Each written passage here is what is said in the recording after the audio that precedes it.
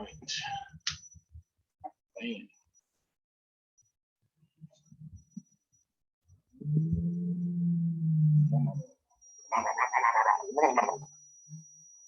It's like, forget about your Zoom apps.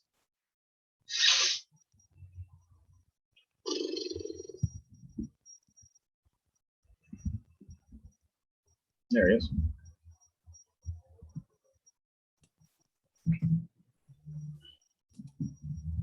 Hey folks, how we doing? How you doing, Tom? Good, good. Sound good on your end? Absolutely. All right. Yeah, I can hear you just fine. Awesome. Yeah, it's a brand new mic, so I wasn't sure how the settings were. Are you hearing us okay? Because we typically don't even wear a headset. We just talk loud. Yeah, no, you guys are doing great. Awesome. So we're here with Tom Crusher today. Tom Flesher, also known as Tom Crusher. So for those who don't know who you are, tell us a little bit about yourself. So I've been involved in the grip sport, but primarily the steel bending community for a couple of years now. I've gotten kind of a reputation as being helpful for new benders, which I think is the most rewarding thing that I've done. And I compete in the Odd Strongman show as well. Right on. Awesome. How long have you been doing this stuff? So I got started bending nails and stuff in 2017. It was kind of a weird story. I was working at a summer camp, and we were trying to put together a show, and I was working with like some third grade age boys, and the person who was putting together the camp show said, hey, why don't we have the boys do a little strongman show? And I was like, cool. I have no idea what that involves. So I started looking around for old time strongman stunts. And one of them was nail bending. And I was like, nail bending? That sounds weird. So I started looking around on the internet, and suffice to say, I didn't have the kids bending any nails, but I was just absolutely stuck right there.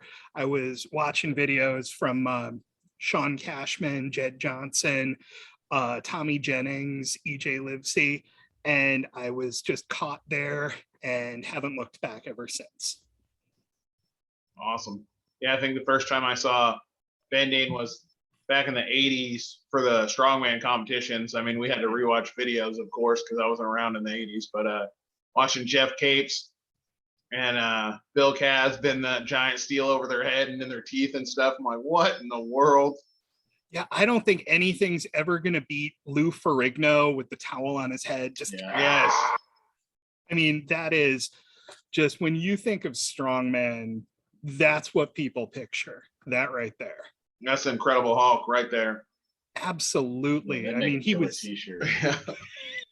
he was so good for the sport, man. Definitely. Awesome. Did you grow up watching World's Strongest Man and all that? So I watched it when I could. But you know, the funny story is I knew Bill Kazmaier as a pro wrestler before I knew him as a World's Strongest Man competitor. I would watch it when it was on ESPN at like 2 a.m. in the middle of the night. But before the internet, I had no way of going back and finding out who all these guys were. I just thought maybe this Magnus Ver Magnuson guy who I kept seeing might have been kind of good. But yeah, so years after I saw Bill Kazmaier wrestling, really, really bad, just terrible for WCW, tore the sport down to a new low. I saw him on World's Strongest Man, and I was like, wow, he actually was an athlete. I had no idea. Oh, just incredible. Yeah, it's amazing how he looked in the ring compared to how he performed at World's Strongest Man. Yeah, I don't know if it was just the atmosphere or what it was, but he had a tough time with that. Yeah, he was pretty stiff. He was not at his best level of physical preparedness there. Glad that he's not doing that anymore. He's hawking coffee now, which it's actually pretty good stuff. I figured he might come back and go against Goldberg soon. Well, you know, they're probably about the same age. So exactly. So I mean, same age, same kind of background, you know. I mean, probably about the same level of flexibility these days. Yeah, Yeah. exactly. Exactly. That'd be a match. Oh man, just -5 stars. I think Meltzer would probably give it -7 if it was in the Tokyo Dome. I'll go back to the chili Ring of Honor contest. So you go to a chili contest and see wrestlers set up. Oh man. Yes, we went to a local hot sauce convention, and we had no idea that several of the Ring of Honor guys were going to be there with a ring in the center of the hot sauce convention. It was the same hot sauce company that sponsors them. Oh really? And yeah, and we were shocked to see them all there. So we got to see a wrestling show when all we thought we were paying for was a hot sauce convention. Oh well, that's got to be just probably the best free thing that you've gotten all year. Yeah, Oh, yeah. absolutely. They have the same guy wrestle in like 4 different outfits. Yes, they He was did. the only one that was good there. They absolutely did. I'm like, that's the same guy that was in the other match. Now he's all of a sudden a face. He was a heel before. Did he at least have the sense to change his mask or something? Oh yeah, he Yeah. changed his whole outfit. It was fantastic. Oh, that's good. You know, when you've got one guy who's got any sort of talent at all, that's what you got to do. You got to get him out there and showcase him as much as possible. Yep, that's pretty much what they did. He was in most of the matches. Hopefully you got a triple payday. Yeah. Yeah, I'd hope so. Extra hot sauce for him. Oh man. Hopefully the extra habanero. I hear the habanero is so hot this year. Yeah. Oh yeah, absolutely. I got out a couple of years ago. I got out to New Mexico and got into their local green chilies, which you say you've had a green chili before, but the local green chilies in New Mexico are just kind of a different breed entirely. Very good stuff. Not the hottest ones out there, but some of the best flavor you'll see. That's what matters. Sorry, got got the on. hot stuff that's so hot. You're like, what's the point of this? Yeah. Can't even taste Exactly. anything afterwards. You get above ghost chili and you're just dealing with it's just endorphin food basically. Yeah, the thing with the ghost chili is it hits you, and then 5 minutes later it starts burning even more. It's just crazy. You regret that for days afterwards. Sorry, Yeah, I we didn't did mean to all get that. on We a did hot like our sauce jag local there. hot food challenges. It was brutal. Yeah, Salvador Molly's. We have that one locally, and we do the burger was pretty. The bungalow burger, which Yeah. had some ghost chili fries and ghost chilies on the burger, and world's hottest pizza. Some pretty brutal stuff. Yeah, we went through a chili phase for a little while, so that was kind of neat. I was at a bending get together just a couple of weeks ago, and one of the party favors that the host handed out were Carolina Reaper seasoned chips. And I walked in Okay. there. I was like the 4th or 5th one there, and he goes, "Hey, do you want some chips?" And one of the people who was there, Juliet Lancaster Avila, who is actually a very good bender, despite weighing about a third of what I do, she goes, "Do not put that in your mouth. You'll regret it." So We I actually took have her those advice. chips at our local 7-Eleven, the Packy One Chip Challenge. Whew. That's a poor idea, I have to tell you. Oh yeah. Yeah, that one's brutal because it's just you can't help but that that Carolina Reaper powder getting all over your mouth. You just can't help it. It's gonna happen. You're gonna deal with some pain. Yeah, You're gonna it's find brutal. it 3 weeks from now too. But I guess it's kind of like steel bending in a way. I think the Yeah. worst though, still with Salvador Molly's, because I don't know what they do to their sauce. It's like they just grind up 500 habaneros and throw it in there, and they're like, eat all the sauce. It's good. It's not hot, and their fritters are good. But then 2 hours later, it's like a campfire sitting on your stomach, and you just want to die. It just gets you That's- later. And like you said, that is a little bit like steel bending, where after the best bends, 2 hours later, you're like, "Oh God, why does my elbow hurt?" Oh, Yeah, right. exactly. I just bent a whole bunch of stuff. That's right. Exactly, man. I always get the pain up in this area after a lot of bending. That's where I wind up getting. I do a lot of double over, so I wind up getting it there. Yeah, so in my double over, I usually start to cramp up right in this region here, and it's Okay. usually my elbows that go first. But I'm kind of old and I'm decrepit, so it's all old sports injuries catching up with me. So tell me about how you go through a bend mentally. What's it like before you go through a bend, and what's the what's the experience like psychologically for you when you're going for like a big bend? So the one thing that I do is I warm up almost to a degree that it's really over preparing for the bend, because like I mentioned, I'm not a young guy. My joints are not in great shape. So I have a whole routine of things that I do to make sure all of my joints are ready to go. If I'm doing double overhand, I have to do some work with some Indian clubs and swing the mace a little bit just to get my shoulders into position. There's kind of a thing that a lot of older guys will say where they'll say, oh, my arms got so big that I can't do double overhand anymore. Which, I'm not gonna question too many of them, but I find that as Imagine long Bobby as I'm Lashley might have a tough time. Oh, perhaps. Goldberg, I think with the yoke, he's gonna have a real hard time there. But I find I've still got enough thoracic mobility that I can, if I can stretch out, I can still do 7, 8-inch steel. But no matter what I'm doing, I have to get my heart rate up, get my whole body warm. And from there, I have to talk myself into thinking about what it means for the bend to finish. Most recent PR bend that I did was 13 inches at a 1/2 inch. It was a braced bend. Oh wow. It was a tough one. I had been That's working big. on that for a really long time. Yeah. That's but- like your thumb. That's a big piece of steel. Yeah, I mean, it's I'm not gonna lie to you and tell you it went down easily. And I'm not gonna tell you it went down the first time I tried it either.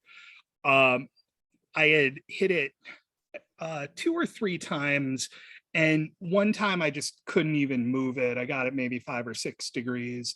One time I got it almost to parallel, but it was more V-shaped than it was U-shaped. And it just, you looked at it and you knew it wasn't done. So I'm sitting there saying, I've got a room full of people watching me here, because this was at a get together. That's always when I do my best bending, is when people are watching. And I said, if I don't take this down, who the hell is going to?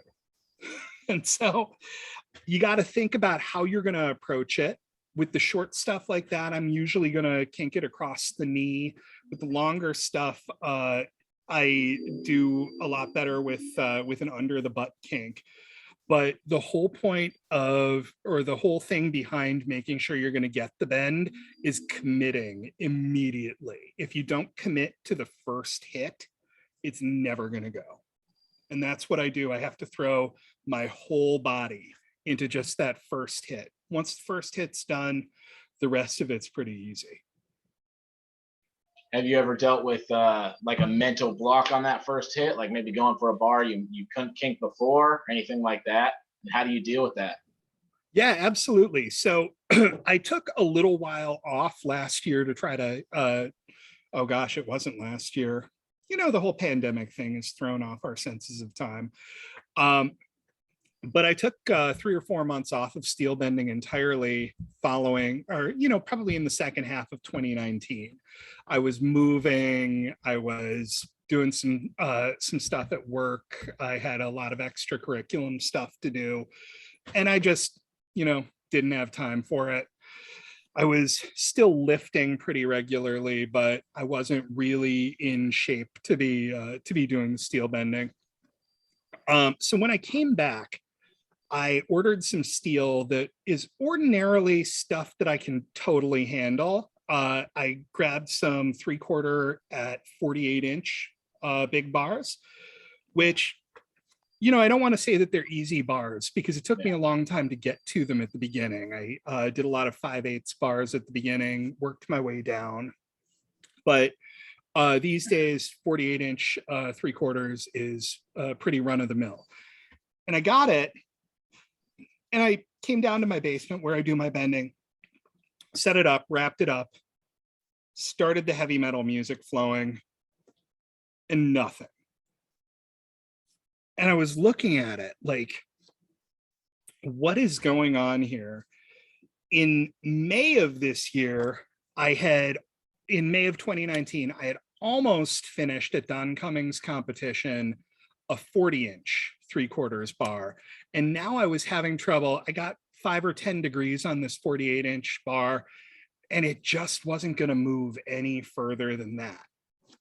So what I had to do that day was I had to walk away from it, because I knew if I kept going at it, I was getting so frustrated with it, I was going to hurt myself.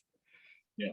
Put it down for a week, came back, and it's hard to start a bar that's not quite kinked. It's hard to get it moving from there, because part of what keeps it moving is that the steel gets hot. But I set my mind to it. I planned for a good 5 days. I said, I'm not going to bend again. I'm going to do my normal weightlifting and running and stuff, but I'm not going to bend again for another 5 days to let everything recover. And then I'm going to come in here and I am going to destroy this thing. And that's just what I had to do, man, because otherwise I was never going to hit a big bar again. Okay, smart. Yeah. So today, who do you look up to in bending? Who are you learning from? And who's, the people to watch out for? So as far as guys you look up to, there's going to be one answer you get from everybody. That's going to be Don Cummings, who I'm sure anybody who's familiar with the steel bending community knows that name. Is one of the best in the world at this point. David Horn has rankings that include some really big names as well. You can learn something by watching any bend that Ruben Hughes or Simon Stewart does. A couple of guys who I've been paying a lot of attention to recently, who I've been picking stuff up from: David Wigren, who has been in the steel bending community for, 10, 15 years at this point. He was quiet for a while too, but he's been going really hard lately. He's had some big bends lately. Like, I thought that he'd be coming back here and he'd maybe hit the marks that he had hit before, but he's just been blowing everything away, and it's been so impressive. But I've also been getting a lot of tips on styles that aren't traditionally strong styles for me from some guys who are a little bit under the radar. So one of the best double underhand benders around right now is Sean Capusta, and he's going to roll his eyes when he hears me say that. But he's given me a lot of help getting my double underhand ready to go. What's his Instagram handle? He is Angry Beaver 316. I thought so. Okay, yeah. Oh, yeah. That's what I was thinking it was. Yeah, that guy is. He's tearing it up on double under. I know he criticizes himself now and then, but man, when he is on fire, he blows up some huge bends double under, and that's awesome to see. Yeah, I mean, he's really got some incredible strength double under. I know he's got some issues getting into position for double over, so he's at this disadvantage, and he's still melting huge steel. And That's not right, only Johnson. that, Yep. but he is able to give some really good pointers, and he's really, without the advice that he gave me, I wouldn't have been able to do well in Don Cummings competition this year, because I really made some big improvements doing double under based on what he gave me. Tom Morris, who's on Instagram, he's T.O. Morris, I believe.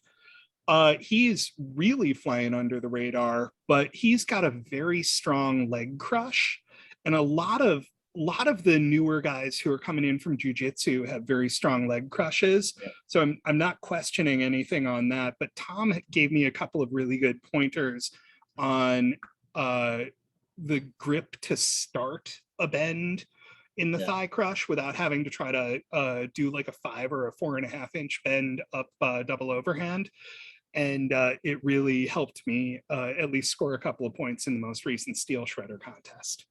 Yeah, I think I thought that as soon as I noticed there were more guys from MMA and jiu-jitsu getting into it, I thought that the leg crushes would be their specialty, mainly because a huge aspect of martial arts is grounding. It's your footing, it's grounding yourself. And with years and years and years of training, grounding, you're going to have better traction on your feet. Your legs aren't going to slip as much. And I've seen some really good benders, honestly, do leg crushes and their feet slipping. And I'm thinking, well, they don't have the right shoes on for this. They should have like different shoes. They should be trying to ground themselves. There could be things that they could do to get a little more power in the leg crush. And I just think that's something that, will we'll see the sport evolve in that direction a little bit with guys from other avenues bringing in some tips that they've gotten through their training. I think that's pretty cool. Yeah, Chris Stillwell, who's one of the Michigan benders, and Amir Bayar, who has started. Chris has done some really more traditional stuff. He's doing some long bar bending. He's doing a lot of oddly shaped bolts right now. So he's got like 14 by half inch grade 2 bolts that he's snapping, which is just incredible. Amir has gone just completely off into left field, and he started breaking horseshoes, which 5 years ago, if you'd asked somebody to snap a horseshoe, it was just the conventional wisdom that it was impossible. Horseshoes don't break, they just warp. And then Amir picked up a horseshoe, and an hour later he had snapped it. And now everybody's snapping horseshoes. Josh Goldthorpe snapped a horseshoe because Amir snapped a horseshoe first. Okay. So yeah, we had Dave Nisbet on, who had done a barehanded snap into 3 pieces. And I imagine he was inspired by some of those guys doing it. Yeah, he's a little crazy. He's awesome. I think you have to be a little crazy to be any good at this stuff. Yeah, especially barehanded bending. It gets a little nuts with that, man. I'm still having trouble doing just a yellow nail barehanded double under. Yeah, it's not fun. It's not something I'd recommend anybody does. I think I did a 3/16 6-inch barehanded once at a St. Patrick's Day get together. So you can imagine how much I had to drink beforehand. And just never again, man, never again. It's so funny to talk to Don Cummings and see him and see his Instagram posts and all that. And he seems, like the nicest, shyest guy almost. And then it's like, I think I'm going to bend, 200 nails today or something crazy. It's like, where does that come from, Don? Like, so Don, that's the warm up for him. Yeah. Well, yeah, absolutely. The stuff he does is just superhuman. But that's one of the most interesting things about it, because when I went to my first grip competition, I said to my wife, I'm going to go to a basement in New Jersey. I'm going to meet some strangers and we're going to compare hand strength. And she said, "You're not going alone." I said, "Sure I am." She goes, "No, I'm coming with you so you don't get murdered." Sounds like somewhere you'd get murdered. Yeah, exactly. And I've been back to that basement a couple of times and only been in danger 2 or 3 times, I think. But when we got there, we met, you guys obviously, Vinny, who I think connected the two of us.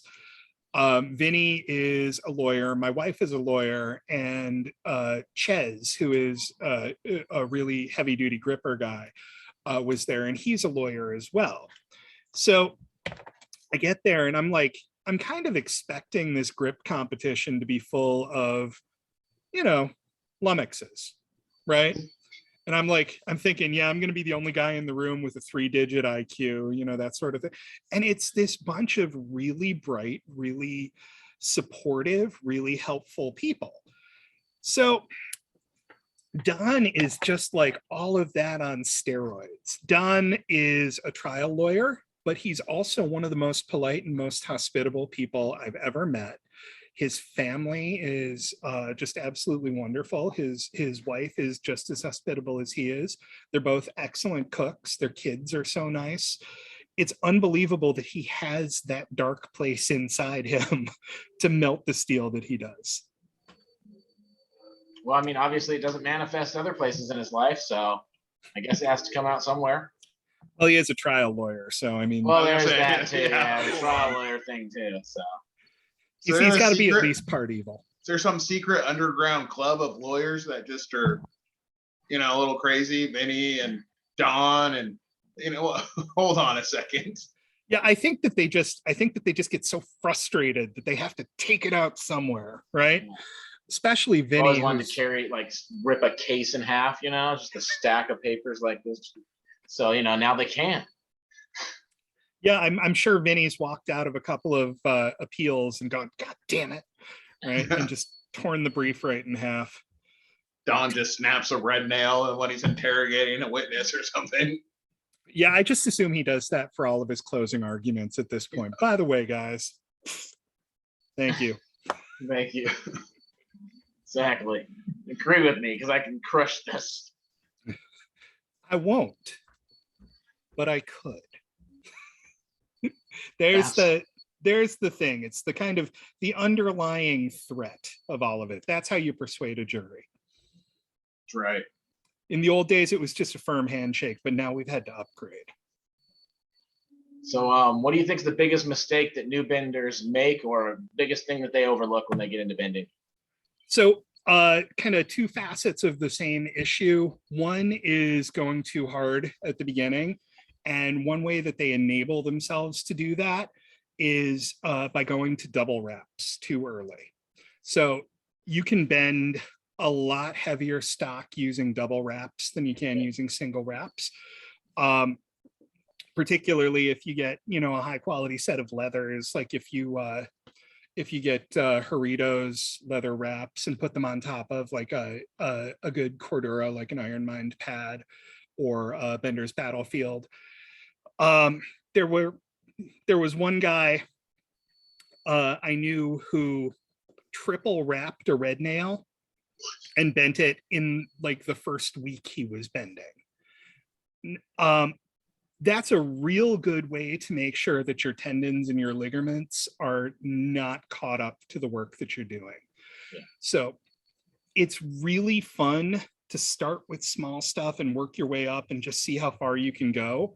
But if you haven't conditioned your hands, your wrists, your elbows, your tendons, your ligaments, you are going to find that breaking point the hard way. And that's something that people just need to keep in mind.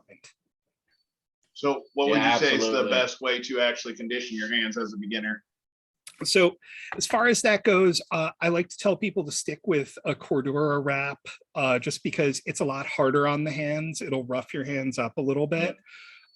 So it gets your hands used to all the extra work they're going to be doing. Definitely use chalk. That'll keep things from sliding around too much. It'll avoid the blistering that some people get. But early on, buy a lot of really easy stock and don't build up in diameter, build up in volume for a little while.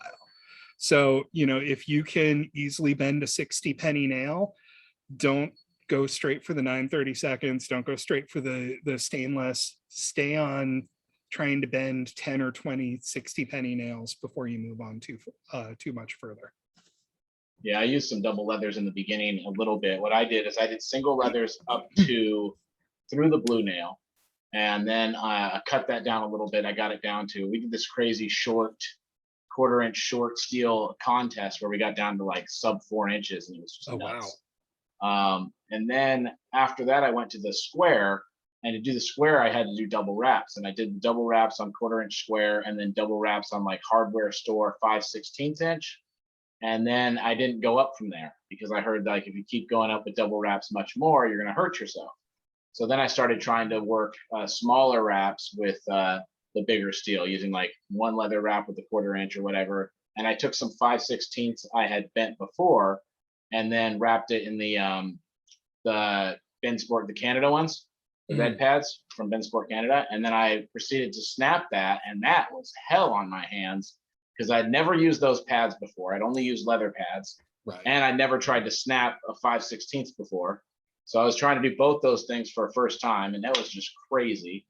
So you said the Horito leathers are really high quality. How do they compare to just like the Tandy leather you go buy at like the craft store? So all my leather wraps that I've gotten are the like the 8.5 by 11 square, whatever, that you cut in half and you make, 2 wraps out of one piece of leather.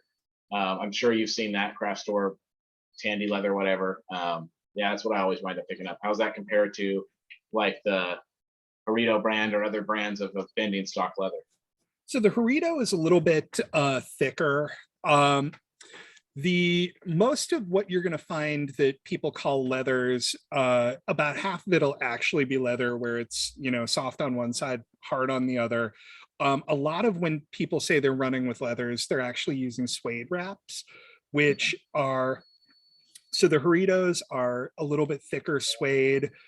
David Horn sells basically remnant suede wraps that are Usually pretty good. Those you have to break in a little bit because they come out really soft and you have to get some chalk into them, get some sweat into them in order for them to hold their shape a little bit better, which is kind of the opposite of what you get from like the leather wraps that like Devin Who on Instagram is selling, where you actually have to soften them up before they go. For braced bending, probably the best set of wraps I have, they're practically cheating, came from Chris Ryder, who is Hercules, and they're like double thickness suedes that wrap on, and they just give you so much extra leverage. They shouldn't be legal, but they are.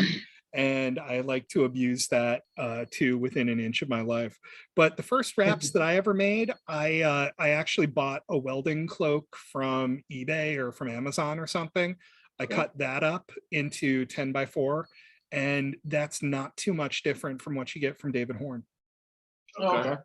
Yeah. And those were the double wraps I used when I sprained my wrist for the first time, which is kind of a bending rite of passage. I was working on what I thought was a 5/16 grade 2 at 6 inches. Because I had bent those, that was kind of where I was working at that time. This, I think, was about February of 2018. So I had been bending about 6 months at the time. So I picked it up, tried to hit it, wasn't moving. So I leaned back, I gave it everything I could, loud snapping noise in my left wrist. Started swelling up, bruised. It turned out it was actually an edging that I had wrapped up. Oh, so wow. It wasn't a Quite a 5/16 grade 2, it was a 5/16 grade 5. And Wow. that was like, you're lucky to move that at all, especially 6 months in. So that's why you have to be real careful about your tendons and ligaments.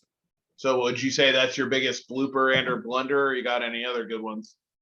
Oh, that's a pretty good one. But I think probably the story that I remember most, that where I'm kind of playing the goat, is a Goliath bar. I don't know if you guys are familiar with that. Josh Goldthorpe spent about a week preparing for it, and then he just folded it like a paper clip last summer. The bending class of 2020 is just unbelievable. But I had been working up to a Goliath bar for a while, and we were getting ready to go.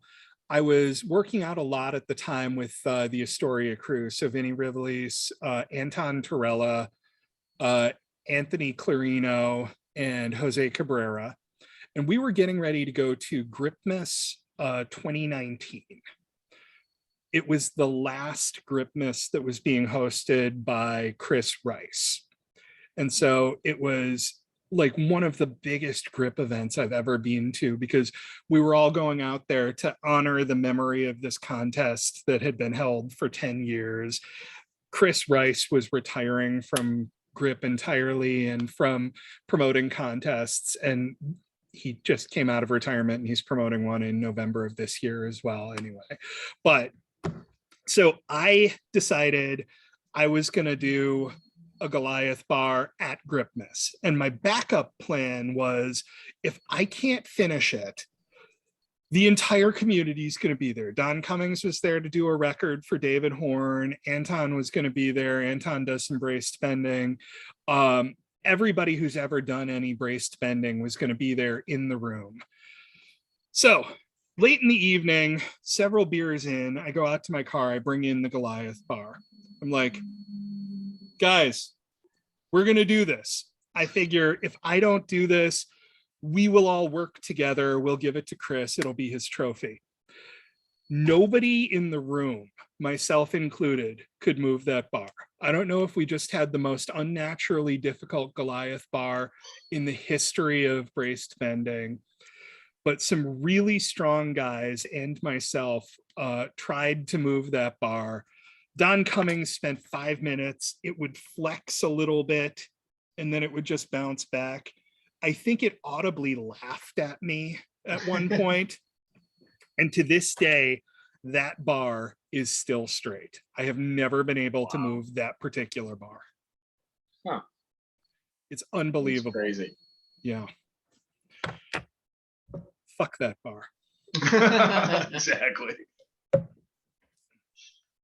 Oh, well, at least he came out of retirement, so, you can bend it later and give it to him when he retires the next time. Second retirement party, bring it back. Hopefully everybody will be stronger and get it next time. We can only hope. Leave it outside. Let it weaken a little bit. You'll just bring it out and they'll cuss you out. Yeah, maybe I'll just leave it outside and see if it'll rust through a little bit. Maybe I'll bust out the Dremel a little bit to prep it ahead of time. There you go. Yeah. Put it in a vise and just clench it down a few times, waking it up. Yeah. Just see if we can flex it just a little bit. Heat it up and cool it down, and heat it up and cool it down. Get out the blowtorch. Absolutely. I think I know what I'm going to be doing for the next couple of weeks before we head out to Ohio. There you go. Chris has done some really interesting stuff as well. He does some coaching for his local high school for the football and the track and field teams with the throwers.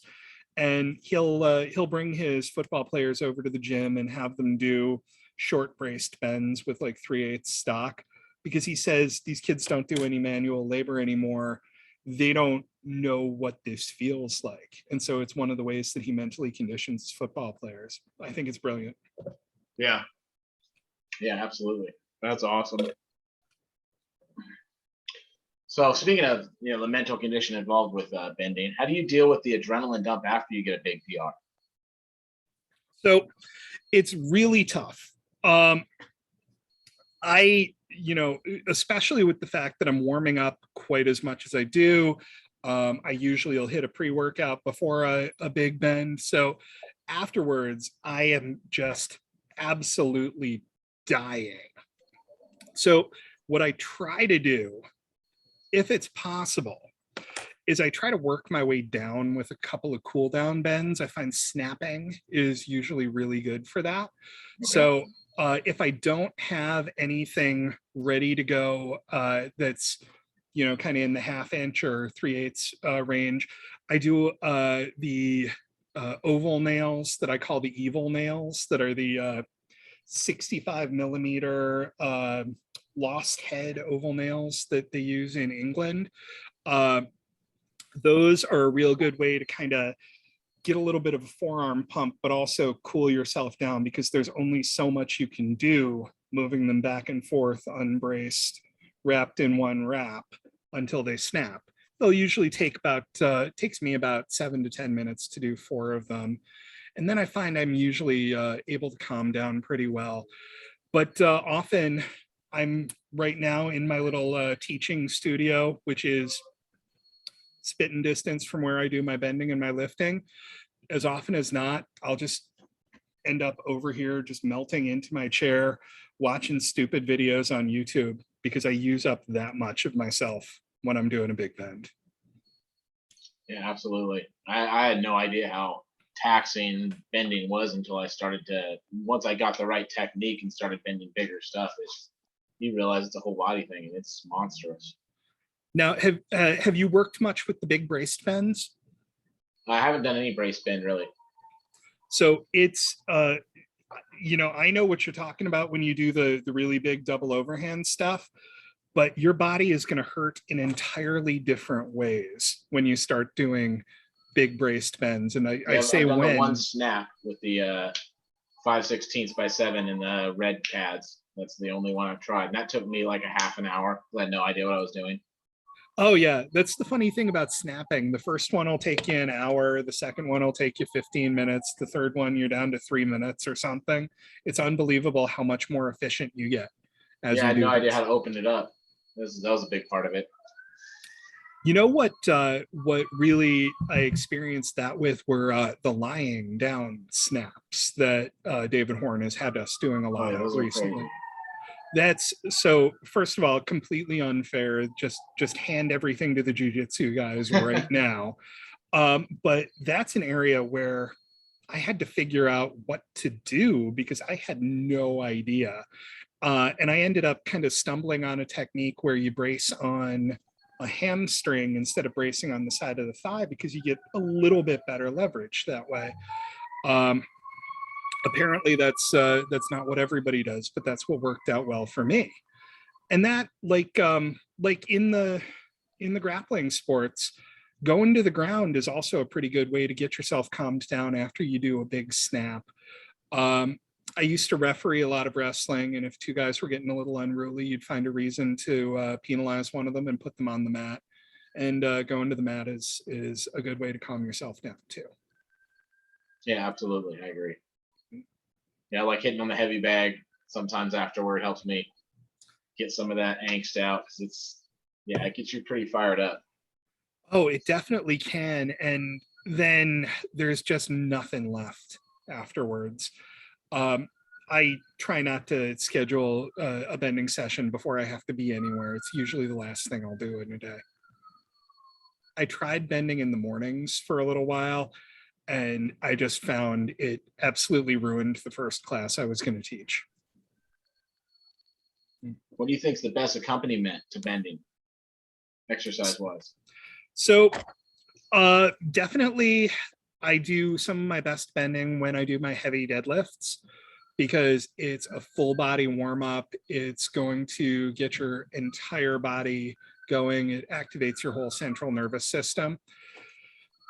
But if you're talking about doing a full-on program, I didn't really start to be able to do well with double overhand until I started doing some overhead pressing really more intensely than I previously had. Derek Graybill, who is an incredible bender, tells me he benches 4 times a week. I don't bench 4 times a week so I can bend, but when I started getting a lot better at strict pressing overhead, doing a lot of log to do the weird positions, or just doing a lot of straight up Olympic bar or axle pressing, that was when I started to really see things building up. So I think that if somebody's not doing really solid, heavy overhead pressing, and they're trying to progress on double overhand bending, that is the one thing that they absolutely need to start working with. Huh. I wonder if that's had something to do. Yeah, because we were focused on doing log lifting while I was getting into bending, and my overhead press went up a decent amount. Yeah, I'm good at overhead pressing, but I suck at overhand bending. So there you go. Yeah, he doesn't have the flexibility back there, but he's crushed some like blue nails like they're nothing just right here. You know, nice. So the old Heslop style. Yeah, exactly. Well, except not quite, straight out, which is really tough. I tried the Heslop style. That's a tough style, and I tried it laying down once, so it wound up being like, you're really like this because I was laying on my stomach, and that was just dumb. Yeah, it's miserable. That was my shoulders and whatnot. Are there any styles that you completely just avoid out of like the 5 major styles: Heslop, double over, double under, and vertical?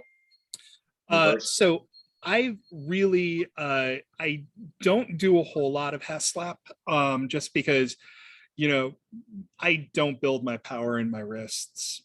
That's just not my thing. My power comes from the fact that I've got a big back, and I've been building my shoulders up, and really from the technique more than anything else.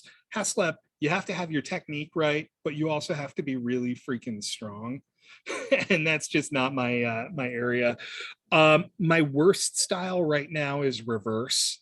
For a long time it was double underhand, but that's something that I'm continuing to try to build on, because the more well-rounded you get as a bender, the better you're going to get at the styles you are good at. So when you're working reverse, you really learn a lot about pain tolerance, as well as build up the strength of those wrists that are going to support you through those heavy double overhand and the heavy braced bends. Yeah, I find the reverse awkward as heck.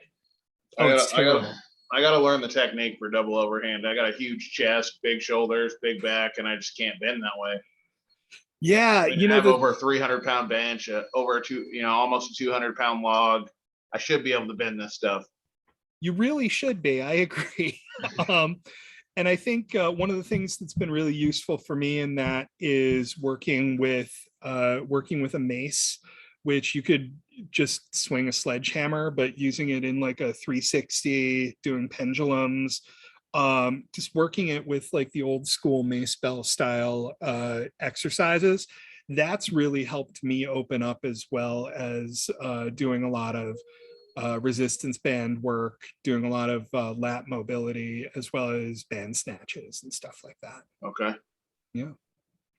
Because I have shoulders like old rusty gears. This one used to pop out in a stiff breeze. It once fell out while I was sleeping, and my girlfriend got up to get a glass of water before she helped me pop it back in. That was how I knew it was over with her. That was just the end of it for me. She was an EMT, so she really knew what she was doing. But yeah, I was all wrapped up in the blanket, and I just woke up, like, heard a snap, and I'm like, something's wrong here. So it's taken a lot to get back into condition so that I can do the stupid things that I do. That's fantastic. So Just conditioned for the stupidity. I got you. Exactly. Awesome. So what wrestlers are you paying attention to, and who do you think is going to be a top superstar in the not too distant future in wrestling? We watch a lot of wrestling, so we know a decent amount of it. So I mean, I was super happy when PCO was big. I love what he's still doing. Yeah. His manager, Destro, used to be a big grip guy in Canada. He was Mike Destroyer Roy. He lost about 100 pounds since the last time he was competing. Guys that I like who are kind of on the up and coming here. I mean, I heard Rick Rude had some serious grip. Oh my gosh. Yeah, he was much of the stories about that. I heard he had monstrous grip. I think him or Andre the Giant would have been the ones to close the four. Yeah. If there was going to be anybody. Let's see. I saw some great guys out in July. We headed out to Philadelphia and saw it was MLW, I believe. Alex Hammerstone is just turning into a really excellent wrestler. Love what the Von Erichs are doing over in MLW as well. Mm-hmm. But I got to tell you, of all the people I've been enjoying most recently, the bouncers in ROH and Ken Dixon have really been just absolutely killing it for me. They're not going to be your best mat wrestlers, but man, there's just something about a couple of chubby guys who smoke cigars and drink beer that speaks to me somehow. Yeah, I mean, it's an entertaining aspect of wrestling you don't get to see in a lot of the main circuits anymore because they're so politically correct with their character choices now. So yeah, I like that. Yeah, I like the old school feel. Yeah. When you get that, absolutely. Matt Riddle also, I know he's not super popular now. I really hope he gets released soon so he can go and, be Matt Riddle again. Yeah, go back into MMA. Yeah, exactly. I would love to see it. Yep. I always wanted to see Lashley and Lesnar lock horns somehow. Oh man, that's a dream match. I'd love to see it even today. It's not what it would have been a few years ago, but Brock Lesnar, I'm going to date myself here. He won the NCAAs the year that I graduated from high school. So all the way that I was wrestling in open contests long after I should have been retired, I was watching him work his way up through OVW, make it to WWE, and then go and, after winning wrestling, go and beat some guys' faces in. It was just an unbelievable career track. Would have loved to follow that one myself. Yeah, absolutely. We were pretty stoked to have Todd Beecraft at our competition, and he told us some really good old wrestling tales. Told us about WrestleMania 3, and he gave us that stuff. Yeah, he gave us a picture of WrestleMania 3 with one of the wrestlers who had signed it that was there. Oh, it's just so cool. Oh, that's fantastic. Yeah, he had some really good stories to tell about that. It used to be a connection between wrestling and strongmen that has kind of gotten broken away from over the past few years, that I really would love to see come back. You used to have guys like the Crusher and, even to some extent, Bill Kazmaier was doing it. Guys who really had to be able to hold their own. Dr. Death, Steve Williams, classic there as well. I was hoping Half Thor was going to get into wrestling, but he didn't end up going that direction because there's so many pictures of him and Vince McMahon and Shane together and all that. And everybody, like, come on, Half Thor. Yeah, I'm deeply disappointed though. He's cut so much weight. He just happens to look like a really strong guy who happens to be 7 feet tall now. Yeah. I liked him when he was more of a bear. Yeah, absolutely. Yeah, I thought they would have done some of that angle with Braun Strowman, to tell you the truth. Yeah, I was really surprised. I felt like that was kind of a wasted opportunity because he was such a talented strongman. I know he wasn't literally the world's strongest man, but with all the promotion they did with Mark Henry, you would have loved to see something there. Yeah, absolutely. Absolutely. I thought that would have been, it would have been a good person to, pass the torch on to in that respect. Now you got that one big guy that kind of looks like a 12-year-old that's working with that really good wrestler, technical wrestler. What the heck's his name? Talking about Omos? No, he's all, oh yeah, the crazy guy that won Money in the Bank last year. Big E? No, the year before. I'm drawing a blank here, guys. I can't remember his name, but he really does. He looks like he's 12. I'll have to think about it. I can't remember his name. We'll add a note to the podcast notes here. Yeah, exactly. Yeah, Omos, that's a monster. Oh, yeah, I'm looking forward to seeing how he winds up, how he progresses for sure. Yeah, Jim Cornette says he's almost ready to be in the ring right now. I'd love to see how things develop for him. I would love to have seen him get some indie shows in back in the USWA days where they could send him somewhere to learn off TV. But I think that he's going to be something to really be scared of in the next couple of years. Yeah, I think so too. It's nice that he's definitely, if he has some sort of a giantism or a pituitary gland thing, it isn't extremely obvious. He looks like he's almost naturally, that size. And that's, very unique. I mean, there's few guys out there that are that big without some sort of a, growth disorder that's making him that big. I mean, you got Shaq and maybe a couple other guys, but it's pretty cool that he's that size and he can move, pretty well. He's working with Chad Gable. Guy working with Chad Gable. Oh, you're talking about Otis? Yeah, Otis. Yes. There we go. Yes, Otis is a monster. Chad Gable, best technical wrestler. Yeah, did you see that that promo where he rips his shirt off? Otis? I like Otis. Okay. You were talking about drunk guy, Just saying, I've never seen a shirt ripped off a dude as easily as Otis ripped his shirt off.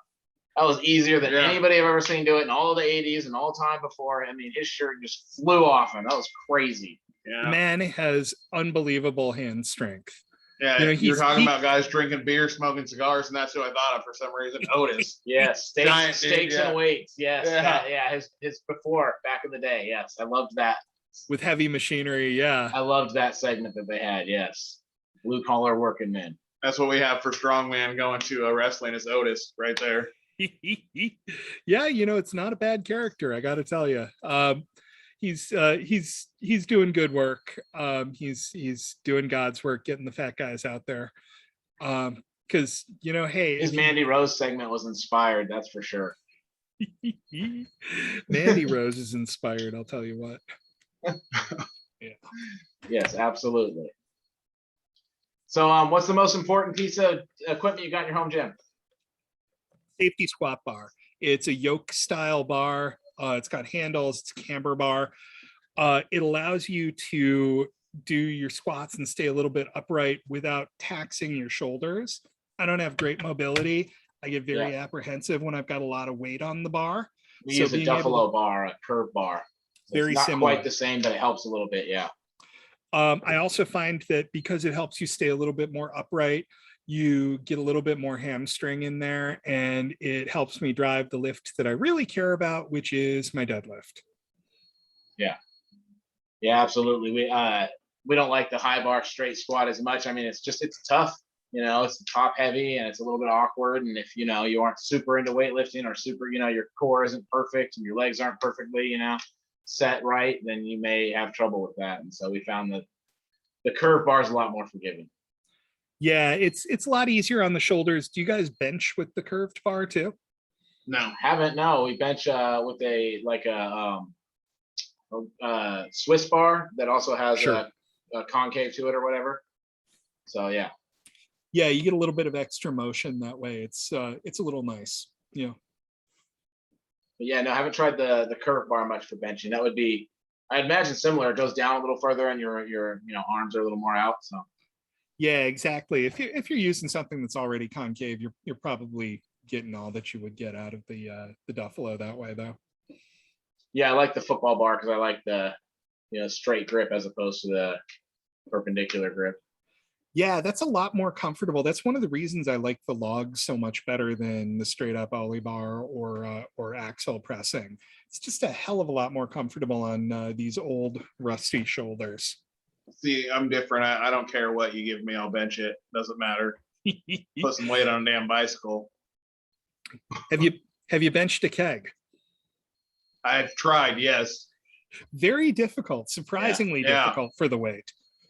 Yeah. Absolutely. The first And benching contest with a slosh pipe, that's crazy too. Oh man. That's fun. The what is it? The earthquake bar that you put bands and kettlebells on? Yep.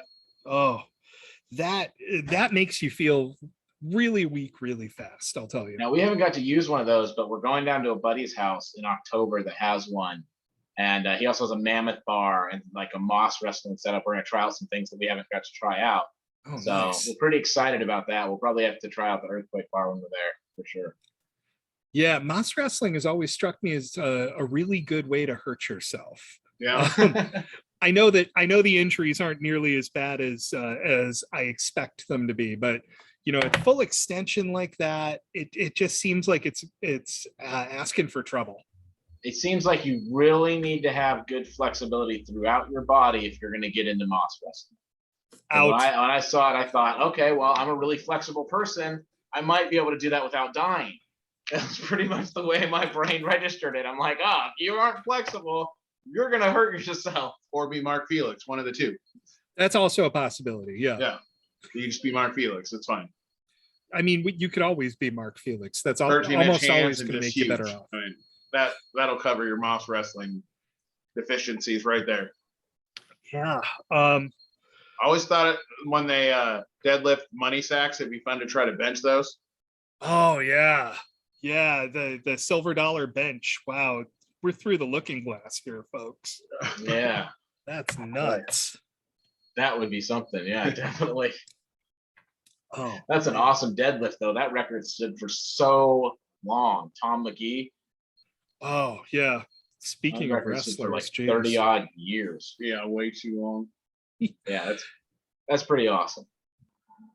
Yeah, that's just an unbelievable amount of power. And it's a very awkward height for me. I know everybody's leverages are a little bit different, but that's just 18-inch, right? Yes. Yeah, being able to set up at that level is so it's basically the same as a deadlifting off the wagon wheels at Mike's. Yeah, it's perfect.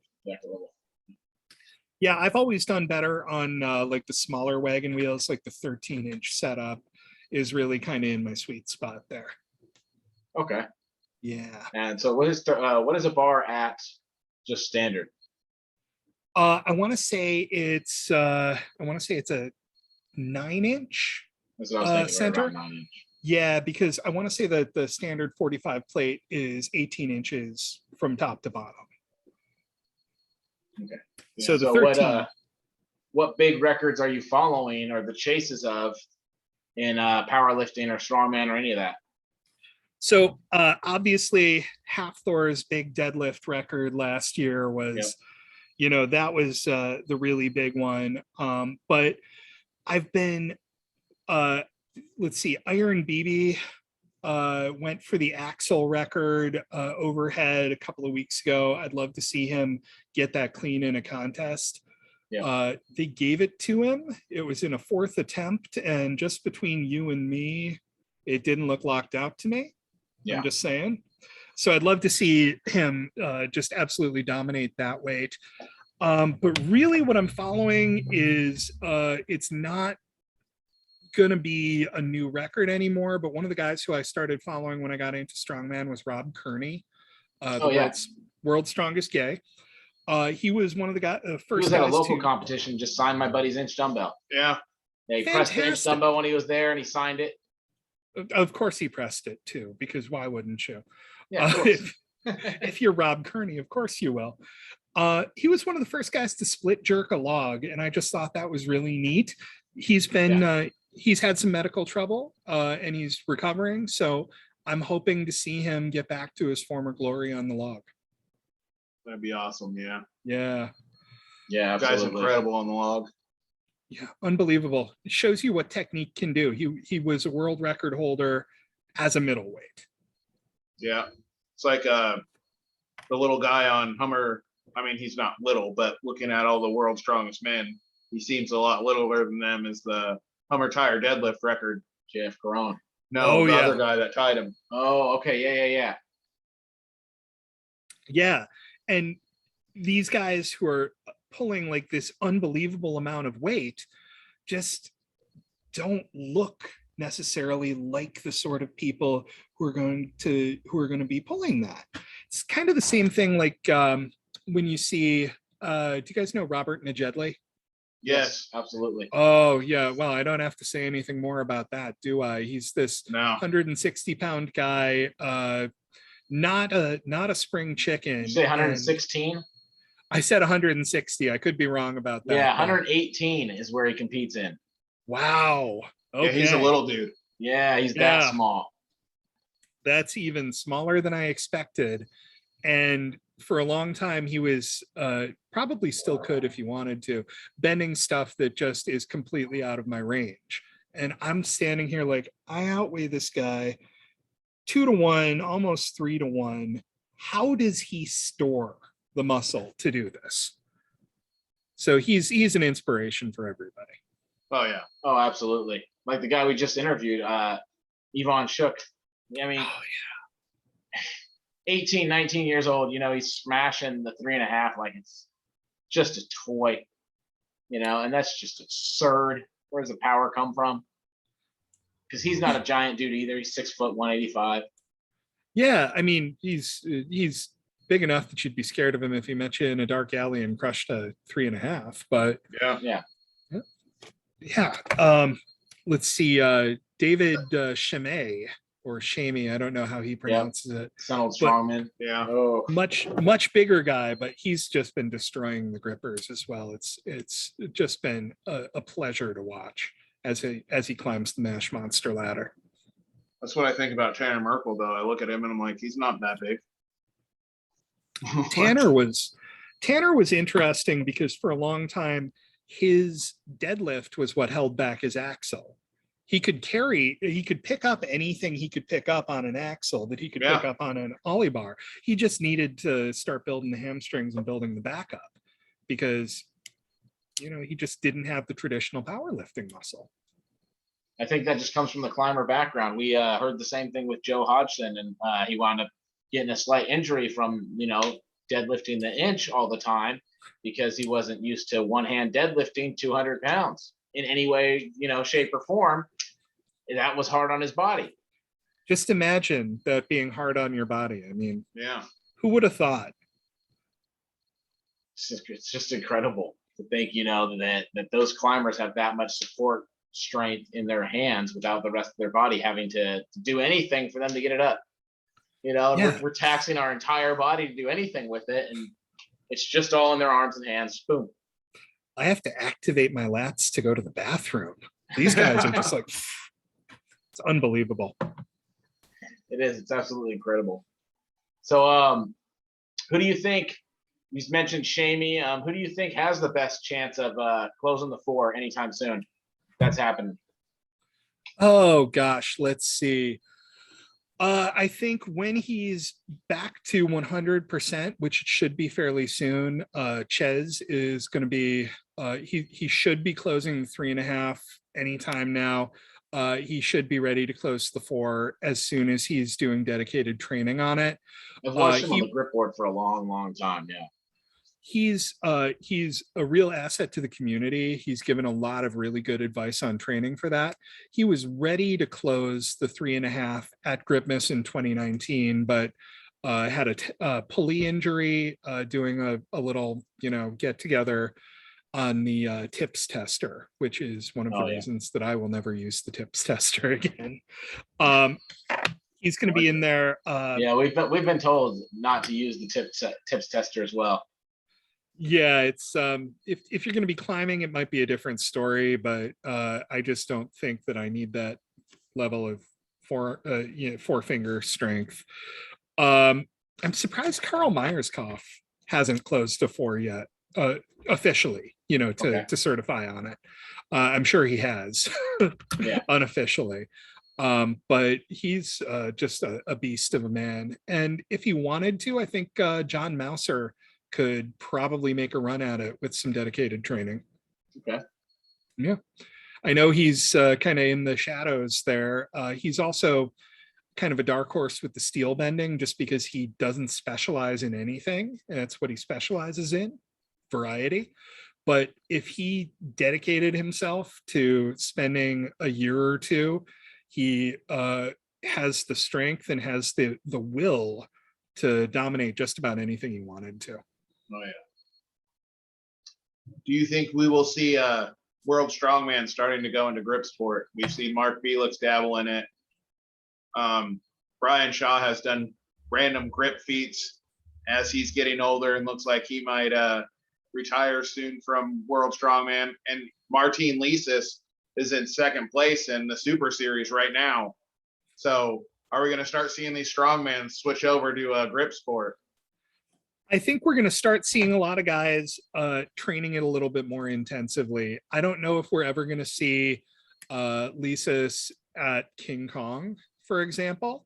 I think that we're probably going to have a hell of a lot more prize money for that before we get the really big names.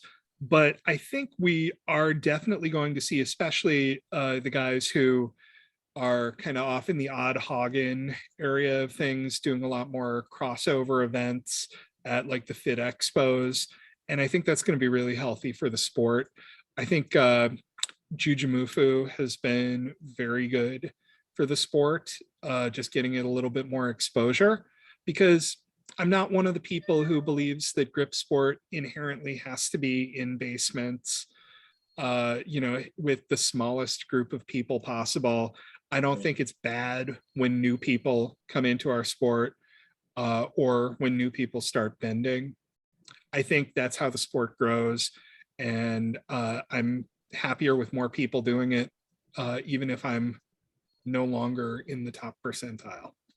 Yeah, we 100% agree. We have a lot of obstacle course racing champions come over and do grip sport with us and try out things. And I mean, their sport kind of transitions into grip sport since they swing around so much by their hands and stuff anyways.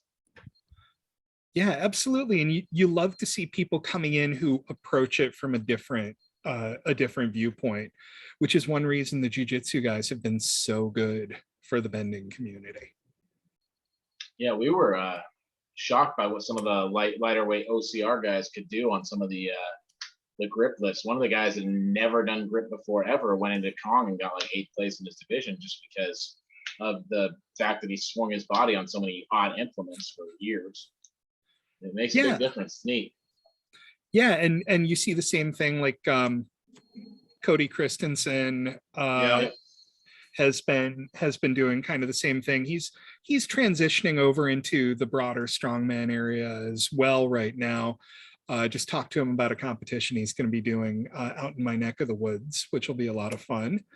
So I'm getting into some natural stone lifting. Yeah, so it's way cool. That's some really badass stuff. Stone lifting's a lot of fun. It's a good thing to do for martial arts training. It's that unbalanced weight. It's very similar to dealing with lifting a person. Unpredictable. That's what I like to use for overhead pressing is giant rocks that are lopsided. And we have a couple weird rocks that we use for overhead pressing. It's great. Weird on one side compared to the other. Oh, you'll love having to stabilize that stuff. Mouser does the same thing. It's just that he uses an unevenly loaded barbell. Oh, well, there you go. He's also completely nuts. Yeah. So There's that. yeah, the natural stones are just one of the best ways that you can get into this sort of thing. Just going out and looking for something to lift is one of the most fun ways you can spend a weekend. Yeah, absolutely. And it's just fun to see people take them on. I mean, we've had some giant monsters take on these stones. It's a hoot. I can only imagine. So if you could start your training over again today, what would you do different and why? So when I got started, I wasn't doing a whole lot of traditional powerlifting. I got started doing a lot of steel bending, and for a long time, that was something that I was proud of. I was proud that I was only bending and I wasn't doing a lot of weightlifting to sort of cheat my way along. I was building real functional strength, and that was stupid. Yeah. I was building my strength unevenly. You know what, though? I want to make a point about that. Yeah. Hold your thought. You see benders only post bending a lot of the time. They'll just post bending, and sometimes they'll just post bending successes, and that's all you'll see. Just dudes that are going in their basement and grabbing steel and successfully bending it over and over and over again, and that's what a bender is. You know, at least that's kind of the thought you got. At least, I don't know, when I first started researching grip and bending, you know, years ago, and it was just mainly the grip board was the primary source of info. You saw just so much, just this is all we're doing, we're bending steel, and you never knew how they were getting strong enough to do it. It's a good point. Yeah, I didn't really get it together until I was reading through Juha Lehtomäki, who I think is on Instagram. He's Niguaka, I think is his name, Finnish guy. He was getting real close to bending the gold nail. He had done it a couple of times in Iron Mind pads with rubber bands. Oh, wow. And yeah, it's really close. I don't know why he stopped. I hope that someday he comes back to it and crushes that because he's got it in him. But I was reading through one of his threads, and just kind of offhandedly, he goes, yeah, you know, I think the most important thing to bending is building a strong back. And it sort of clicked for me that he's not just bending, he's doing a lot of stuff to support it. And that allowed me to make a lot of progress that I otherwise wouldn't have made. Awesome. I think you see that a lot with Dave Nisbet too, because he does strongman competitions, he does other stuff, and you see him working out normal a lot of the time, other than him just doing crazy bends or snaps or whatever he's doing. Yeah, Dave Kirschen is another one who's coming at this with a very, very strong traditional powerlifting background.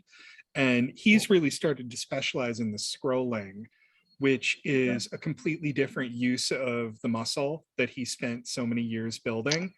But you have to remember that he's not a rookie. He's not somebody who just picked up metal and started scrolling it. He's been building his body for decades at this point in his life. Yeah, absolutely. So before we let you go, do you have any questions for us or anything else you want to say about bending or grip, or any advice you have for anybody listening? So I think the only piece of advice that I really have is that you should absolutely try it. And if you don't like it, try it again. And then, you know, if you don't like it twice, that's probably fine. But it's going to hurt like hell the first time because you won't know what you're doing. But once you've gotten a chance to kind of figure it out, spend a little bit of time with it, that first bend feels like nothing else. I still have the first thing that I ever bent. It was actually just a little screw. It was about 3 inches long. It was maybe 3/16. I had wrapped it in a bandana and just bent it, you know, kind of overhand. But I felt like a completely different person after I bent that screw wrapped in a bandana. It lets you do things you never thought were possible. I never thought I'd be able to open a horseshoe and turn it into a heart, but now I can. It's not a traditional strength pursuit, but I think everybody should try it once or twice. Just see if it speaks to you the same way it speaks to me. Yeah, absolutely. I felt a similar manner the first time I got some steel bent. It was pretty awesome. It's unbelievable. I'm not as big as the world's strongest men, but I can do something they do. And then you have a trophy at the end. Yep. Yeah. And now I've bent one of the new red nails, and I can think in my head, oh, I'm as strong as Larry Wheels. You know, he couldn't do it, and I could do it. So you're stronger than Larry Wheels. Stronger than Larry Wheels. Exactly. Then I just look at Larry Wheels and I'm like, oh man. Oh, maybe I'm not as strong as him. I can believe that, but I probably shouldn't tell him. Exactly. I'm like, in my mind, I look that good. Yeah, I don't even look that good in my mind. Yeah, exactly. We got to keep it realistic here. You have to have a certain level of self-loathing to really get good at bending. So you can't believe that you look like Larry Wheels if you want to be a good bender. Yeah. Yeah, I agree. That's true. We saw what happened to him. He knows how he looks. Yeah, there you go. Exactly. Makes perfect sense. We've solved Yeah. this problem. That's what's wrong with it. Yeah. All righty. So any questions for us before we let you go? Yeah, I'm just curious. What are your big bending plans? What do you guys want to do, and what are you doing to get there? I'm going to slowly probably work my way down in pads on the red nail, and eventually probably maybe someday try to cert it. I've done it one time in double leathers, and it was a hell of a lot harder than the 5/16 ever built that I bought from the hardware store. It was quite a bit tougher than that. It was one of the newer red nails, so I've heard they're like drill rod or whatever. So I was really shocked at how hard it was. So I have a lot of work to do to get that down to single leathers and then get it down to IM pads. But I'll probably slowly start work on that. Yeah, I don't want to go beyond the red nail in double leathers. I would rather, I'm good there, and I'd rather, work on bringing the pads back down. Yeah, obviously after you end up taking care of the red, you can always double back up and start moving on to your edgings and such. Jaden Majensky was doing a lot in double wraps last year. He's unfortunately, he seems to have moved on with his life, but I thought he was another one who was standing a good chance of bending the gold nail at some point. Yeah. How about you? My theory about the double wraps is you can use them, but only go so far, because I agree, you will hurt yourself using them. When you start feeling it up here, the next day, like you've done a double and your hands don't hurt that bad. Your wrists are okay, but you're really feeling it here and in your elbows. Then like that's probably the max you should be doing with double leathers. Yeah, you don't want to go too much further than that. The joints just will not thank you, and I've seen enough guys with sprained wrists and swelling and bruising that you don't want to make people do that. Yeah, I will try to learn how to double overhand bend sometime, because I have the strong wrists and stuff, so I should be able to smash a red nail easy. I just can't. So you could always go the Capusta route and just do everything double underhand. I'm gonna talk to him about that and talk to Angry Beaver and be like, hey, how do you do this double underhand stuff? Oh, gosh, he'll give you great advice. If not, I'm just gonna contact Dave Nisbet and be like, let's start snapping, bro.